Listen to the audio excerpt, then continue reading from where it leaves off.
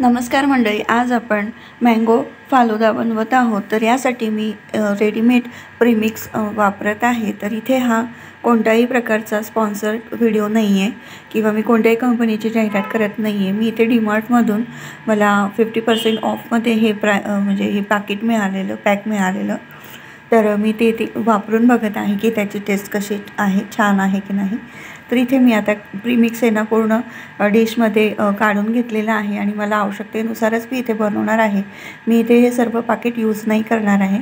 तर मी इथे हाफ क्वांटिटीमध्ये बनवणार आहे, म्हणजे टेस्ट म्हणून आपण बनवतोय म्हणून मी इथे अर्धच पॅकेट यूज करते आहे। तर इथे आता पावडर मी एका वाटीमध्ये काढून घेतलेली आहे आणि इथे मी अर्धा लिटर दूध घेते।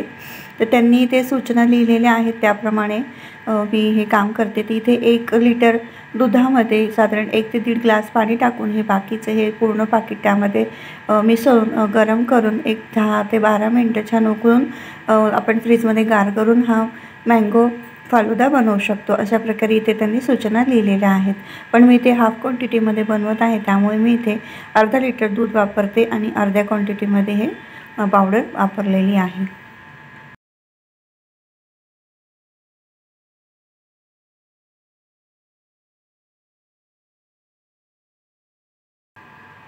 इथे मी फुल क्रीम दूध वापरलेलं आहे। तर अर्धा लिटर दूध वापरलं आहे। तर ते गरम करायला ठेवायचं। दूध तापल्यानंतर त्यामध्ये आपण जे पावडर मिक्स घेतलेलं आहे, प्रीमिक्स घेतलेलं आहे ते मिक्स करायचं आणि फटाफट ढवळून घ्यायचं।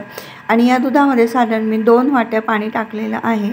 आवश्यकता वाटल्यास तुम्ही पाण्याची आणि दुधाची कन्सिस्टन्सी ॲडजस्ट करू शकतात।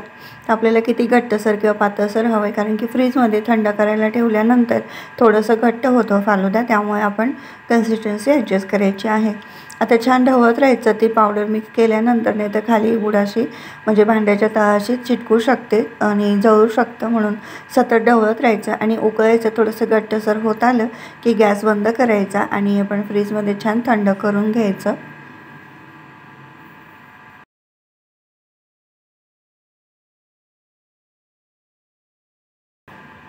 फालुद्याचे जे नूडल्स आहेत ते चेक करत राहायच्या। अगदी ट्रान्सलुसंट होत आल्या की समजायचं फालुदा मिश्रण हे तयार आहे, कारण की त्या शेवया छान व्यवस्थित शिजल्या गेल्या पाहिजेत। तर आता दूधही थोडं घट्ट होत आलेलं आहे आणि शेवया शिजत आलेल्या आहेत, म्हणजेच फालुद्याच्या शेवया शिजत आलेल्या आहेत। आता आपण एक अजून 2 मिनिटं उकळू द्यायचं आहे आणि गॅस बंद करून गार करून घ्यायचं आहे हे सर्व सारण।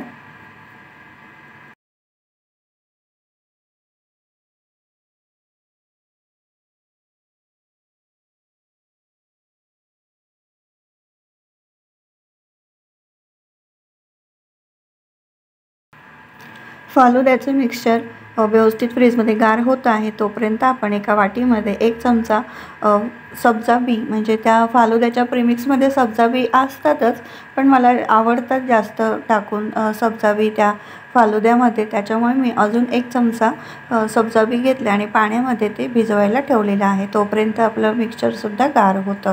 आता बघा थोड्या वेळ मी फ्रीजमध्ये गार करून घेतलेलं आहे मिक्सचर। त्यात आपण एका ग्लासमध्ये आपल्याला हवं तेवढं फालुद्याचं मिक्सचर घ्यायचं आहे।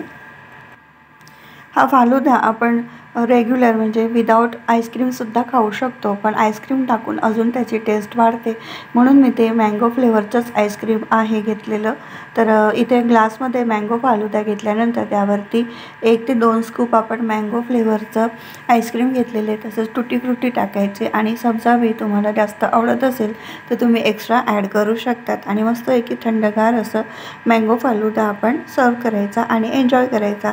तर तुम्हीसुद्धा फालुदा असा प्रीमिक्सचा बनवतात का, घरी सर्व स्टेप्स करतात किंवा बाहेरच तुम्ही विकत आणून खातात, असं मला तुम्ही कमेंट बॉक्समध्ये सांगू शकतात।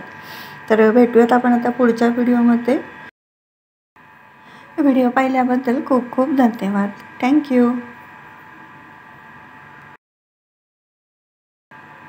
चॅनलवरती जर नवीन असतात तर सबस्क्राईब करायला विसरू नका आणि बेल आयकॉन प्रेस करा आणि तुम्हाला पुढच्या व्हिडिओचं नोटिफिकेशन मिळेल। आणि कमेंट बॉक्समध्ये कमेंट करा, लाईक आणि शेअर नक्की करा। थँक्यू।